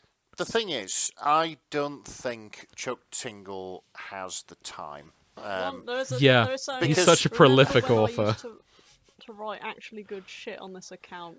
Laugh my fucking arse off. I don't know, maybe. I reckon it isn't Chuck Tingle. One, because Chuck Tingle seems too busy, and B, because I think It doesn't start with pounding in the butt, but Well, yeah, and B, it doesn't start with pounding in the butt. And third bullet point, I honestly think that if Chuck Tingle wrote something, he'd just change the name so it was legally distinct and then just publish it. put it on Amazon, Yeah. yeah. Like he So- has with his Harriet Porber series. Yes, exactly. They have they have done a Pokemon one and Slay the Oh, Princess. of course he has. Oh, But- I thought you meant Chuck Tingle had written a Oh Pokemon no, thing. yeah, I mean, I but luckily believe he think has. yeah, maybe this is just someone else also called Chuck Tingle. Mm-hmm. Well, But a bit of research never hurt. mm-hmm. Yeah. Well, compared to the Tinglers, this seems about on par with the work of the Tingle himself. Which is high praise indeed, really. That is high praise. I'm a fan of the Doctor and his work. Yes. Oh, it is Dr. Tingle. Cam isn't it? Damascus, fantastic book. He is, yeah, Dr. Tingle. I forgot what the doctorate is in, but he has said it's not medicine. We know that much. If he did a master's, would that make him Master Tingle? It would. At least in my eyes it does. I don't know if that's true or not. Anything else we want to cover? I've reached the bottom of the crack. I think. I'm sorry. I'm a responsible adult. I can be mature. The bottom of the crack. The bottom of the crack, yes. Mm-hmm. Oh dear, yeah, I mean, I'm afraid I've got nothing. Yeah, head empty. It's late on That's Sunday, fair. and I've just come out of Yeah. a week off, and I'm going back to work tomorrow, and I really don't want to. But yeah, I mean, I'd like to briefly shout out this fic, just because of the name. okay, doc. I'll make this the last thing. Let's have a look. It is just smut, but it's a special part of smut because it's called The Frankenfuck by Scarlet_Sandwich. Oh, nice. The Frankenfuck. Frankenfuck. This has the tags shameless smut, gay sex, excessive cum, Excessive, you say? And dead dove do not eat. Excessive cum and non-human genitalia. Oh. This is a staggered attempt at Victor and his creatures' fucked up first time. We don't do love here, folks. We do dirty. Blame my mate for this bloody legend. I wrote this fic to piss off my friend. I never intended to post it, but I thought maybe you sick fucks would get a kick out of this. Maybe one day I'll come back and flesh it out. Who knows? Have fun. That it holds is. a lot of promise for all the wrong reasons, that, doesn't it? Mm-hmm. Ah, darling, be gentle, be gentle. Victor begged as he felt his hole being breached by the massive head of his creature's cock. God. It felt like fire racing through his nerves and shooting through the back of his spine. Such a strong stench with a sweet pleasure following suit. Frankenstein! His creature growled in pure ecstasy. Oh god, so his fucking creature's at that stage like a Pokemon. He can only say his own name. Apparently so. Oh dear. The notes at the end just go, "Hoo boy." Yeah, who boy? Oh boy. Okay. That's enough internet for one day. So. What have we learned today? Quite honestly, absolutely nothing. I knew that people would be thirsty for Frankenstein. Yeah, understandable. Yeah, Frankenstein's creature. Mm-hmm. I'm interested to see. There are other adaptations of Frankenstein coming out this year and next. One is Bride of Frankenstein, and the other one is a different type of Frankenstein. So I'll be interested to see, what differences there are, and maybe if the fandom end up leaning towards one of the other ones more, or they stay true to this one. That's true. When you say other type of Frankenstein, what do you mean? Well, one's apparently going to be more a Bride of Frankenstein situation. Okay. And the other one, I think, is a short series, or I could be confused with something else. Oh, yeah. But yeah, it's made by different people. Oh, there's a few. So... I'm just on Wikipedia, and there's a page for list of films featuring Frankenstein's monster. There are so many coming up. I don't know what's happened. Yeah, okay. Well, I suppose people have seen the success of Nosferatu and wanting to get in on it. Yeah, I think we're both superheroes. We might be going into a horror.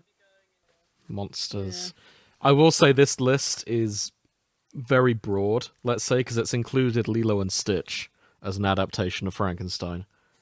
I know Stitch is a mutant thing, but okay. Yeah. There's something called Dead Lover, which is a comedy inspired by Frankenstein. The Abominations of Frankenstein. The Bride is coming out soon. Okay. That might be the adaptation you're thinking of.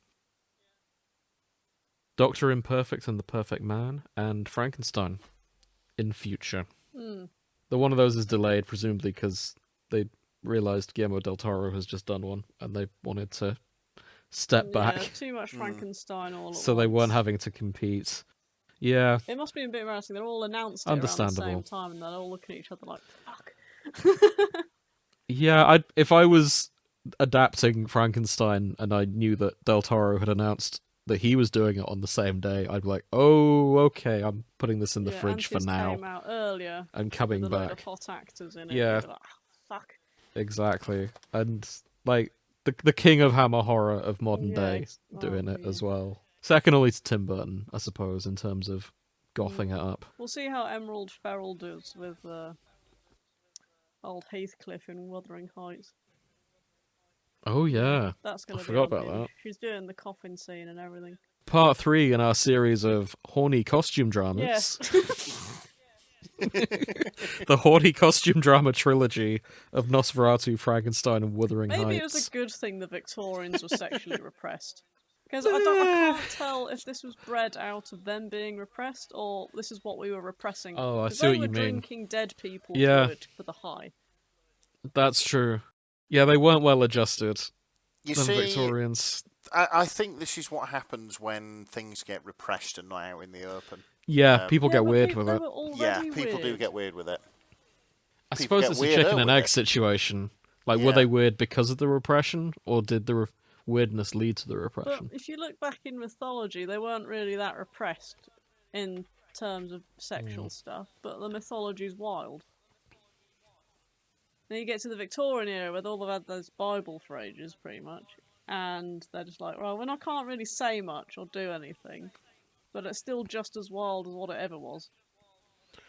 I mean, mythology gets pretty Yeah, it does. weird. I'm just saying that they weren't that really repressed back then, as opposed to the That's colonial true. years. But Probably similar parts weird. I'm just saying is that they Hard to had compare. more of the power and the means to do weird shit, and medicine was coming into its own in a whole new way.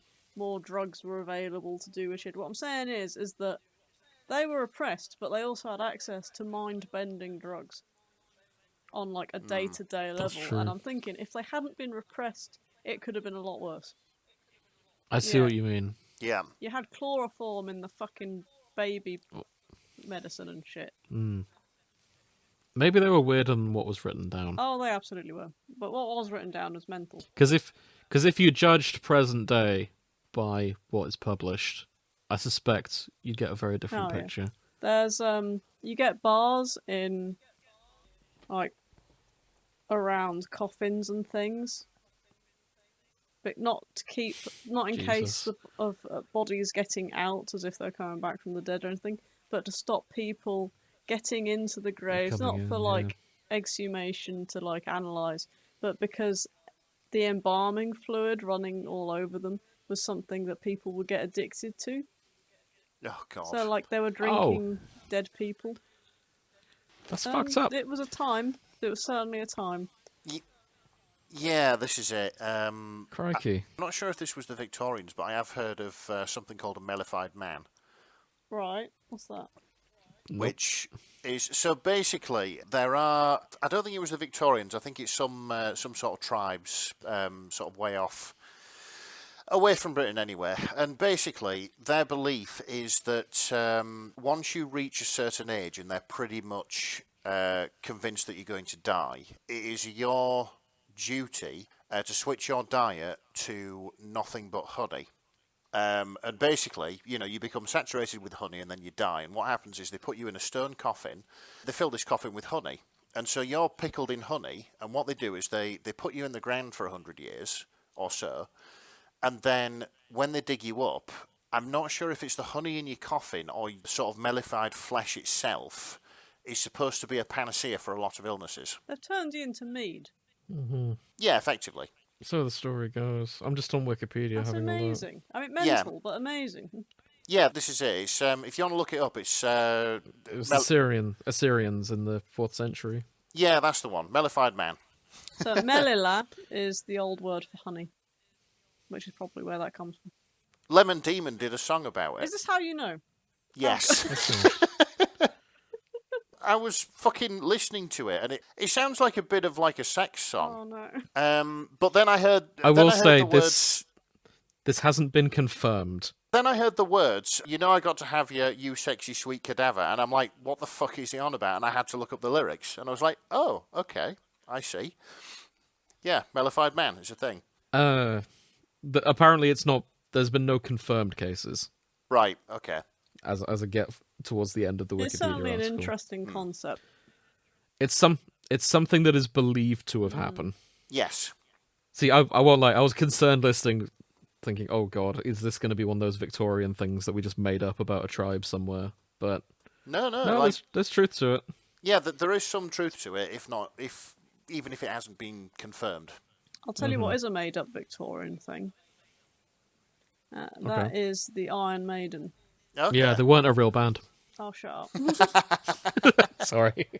They did it as a stunt to attract people to the Tower of London. And whatnot. Oh, but it was literally like the equivalent of the tacky tourist things. Yeah. It's funny to think that was going on back then. But yeah. Some things never change. That's showbiz, That means baby. Bill and Ted's Excellent Adventure lied to me and was not a historically accurate film. Unfortunately, yeah. Shock horror. I can't believe they didn't do their research before making Bill and Ted's Excellent Adventure. No, yeah. But Frankenstein, very well researched film, except for the tower. The tower was clearly bollocks. No, that's a fair comment, I feel. Yeah. I feel like Del Toro did his homework, with the exception of that tower, where he was just like, fuck it, let's just make something look cool. Yeah, rule of cool. I It wins every I time. think you looked into it and decided to ignore almost all of it. Yes, And went to the art that's department exactly and was it. like, "Come on, lads, let's go." Make this as goth as possible. What we lack in facts, we will make up for in style. Mm-hmm. Exactly. And Yeah, And bless it's that him. what makes I would sense. do if I was making films. Yeah, that's The understandable. truth is too boring. Sometimes historical accuracy has to be put aside for the sake of making it look good. Yes, rule of cool. Mm-hmm. However, there are some films that do it better than others. Yes. Right. It is. I think it's time to wrap God, up. it is. I'm really tired. It's been fun. If you have opinions on if it counts as necrophilia, why not write in? I'm still not over that Oh debate. my god. Maybe Maybe if you're undead but you're still rotting, it's necrophilia. yeah, that feels. If you I think I'm willing to agree on that one. decomposing, maybe Yes. maybe you can let it slide. It doesn't count. Yeah. Yeah. I think that's It's a fair. nice caveat. That's our conclusion. If you agree or disagree, why not write in? Let us know. We won't be here as normal next time because, well, all things, assuming everything's gone well, I'm going to be traveling. Mm-hmm. But who knows? It might not go well. We'll see. State of the world as I'm talking. But yeah, we're going to play some games on our YouTube channel, so go watch that instead. It should be Yes. fun. But we'll be back to normal after that. So, yeah. Thanks for listening. If you enjoyed the show, best way to support us, spread the word. Tell your friends. Help us grow. Anything else? No.